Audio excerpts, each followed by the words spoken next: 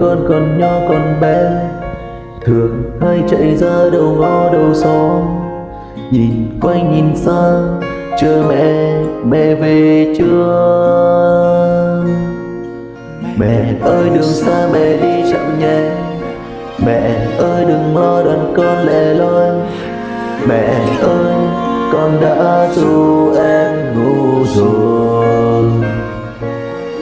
Vì thương chúng con mẹ lăn đồi gió mưa thật cỏ. Lời ru ấy mẹ đã dỗ con thời thơ.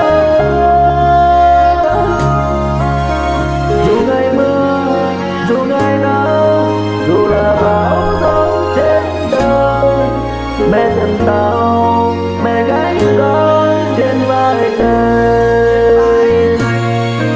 Giờ đây lớn con dang rộng cánh tay giữa trời, là bao nhiêu tuổi thanh xuân mẹ dành cho con. Ngày mẹ đau là ngày con sinh ra ẩn cát yên, giờ cuộc đời mẹ đã hy sinh vì con.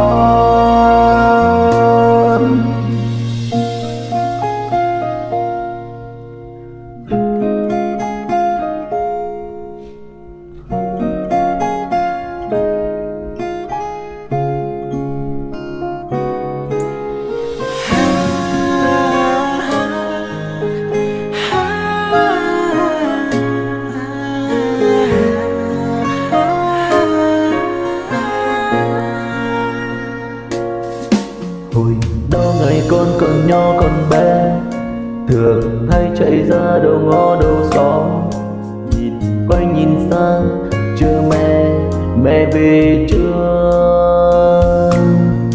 Mẹ ơi đường xa mẹ đi chậm nhé, mẹ ơi đừng lo đàn con lẻ loi. Mẹ ơi con đã ru em ngủ rồi. Vì thương chúng con mẹ lăn đồi gió mưa tận cỏ. Lời ru ấy mẹ đã dỗ con thời ấu thơ. Dù ngày mưa dù ngày nắng, dù là bão giông trên đời, mẹ tận tao mẹ gánh con trên vai đời. Giờ đây lớn con dang rộng cánh tay giữa trời, là bao nhiêu tuổi thanh xuân mẹ dành cho con. Ngày mẹ đau là ngày con sinh ra ẩn cát yên, cơ cuộc đời mẹ đã hy sinh vì con. Vì thương chúng con mẹ lăn đồi gió mưa tận cỏ. Lời ru ấy mẹ đã dỗ con thời ấu thơ. Dù ngày mưa dù ngày nắng, dù là bão giông trên đời, mẹ tận tao mẹ gánh con trên vai đời.